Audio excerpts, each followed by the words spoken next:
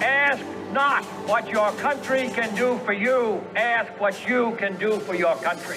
Hello, everyone, and welcome to Faith and Freedom. I'm Shemane Nugent. More than 70,000 Americans died in fentanyl-related incidents, in a huge uptick from last year. The parents of many of these children are tired of being silenced while Washington's best debate border policies, and there's something going on, and we need to find out more about it. Here's one such parent speaking with one of our Real America's Voice reporters at a rally in D.C. for the Lost Voices of Fentanyl. Listen. What frustrates me the most is because us, the people, we, the parents, we know exactly where this drug is being filtered from. We all know it's being created and manufactured in China. We know it's being sent to the Mexican cartel, and we know it's being crossed over the open border. Yet our president and our administration will not do anything to close the border to prevent this to happening to any other kid. Also at that rally, former Special Operations Director for the DEA, Derek Maltz. Derek, thank you so much for joining me. Good afternoon. Thank you for having me. Well, let's start with the Lost Voices of Fentanyl rally. What do you think this rally accomplished? Well, again, I work with a very awesome team, Border 911. You can find more at border911.com. So we brought the real professionals that secured the border under President Trump, Tom Holman, Mark Morgan, Rodney Scott. They ran the DHS elements, and they created the safest border we've ever seen. We wanted them there to educate the families on the facts, because right now, as in the beginning of your segment showed, the current administration is being very deceiving to the public. And it's unbelievable because the families are losing kids at record levels, and they can't even get the truth from the government. So I'm honored to be part of the Border 911 team. I've been working with families around the country. I helped the last 3 rallies they've had in D.C., and we look forward to next year. But unfortunately, we're losing about 9,000 Americans a month, and the White House has no sense of urgency on this topic. Yeah, I see those pictures behind you, Derek. Talk about those for a minute. A few years ago, I started making collages to support these families because they couldn't get any awareness. Nobody was talking about it. Then the families took on the project. They started making collages all over the country. And now, finally, the government is starting to, like the DEA, for example, they had the annual summit yesterday at DEA headquarters, and they have an exhibit in the lobby, Faces of Fentanyl, with thousands of families, thousands of kids, I should say, on the wall. But the families got a chance to go there and talk to the DEA. But the White House is not participating.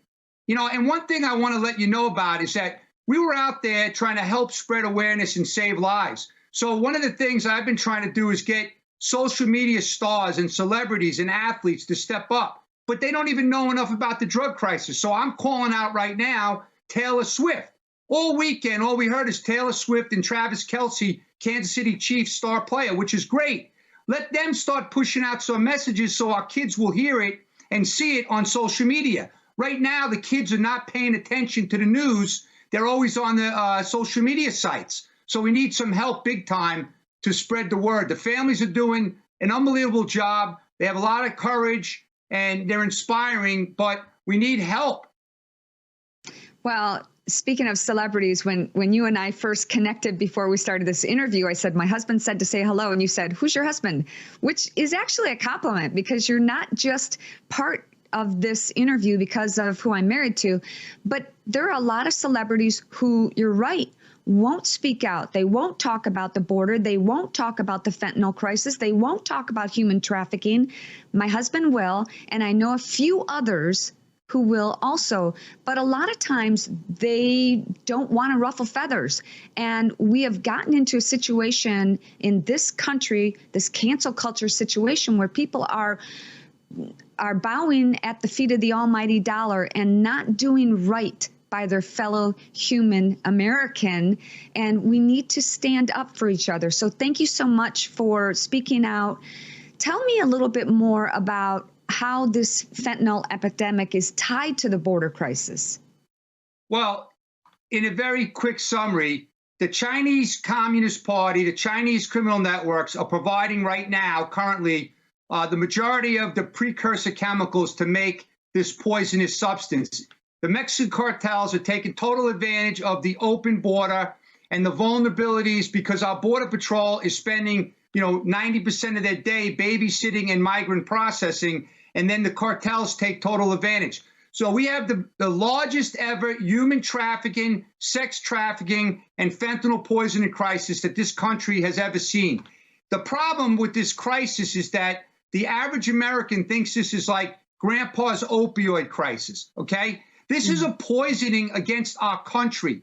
This is devastating. They're going after our future generation, but unfortunately, the public can't get the facts. So thank you for having me on to help push the messaging. But the issue is that the federal government is confusing the public. Like the DEA administrator announced, they already seized 60 million fake pills this year alone. Last year, they seized 57 million fake pills.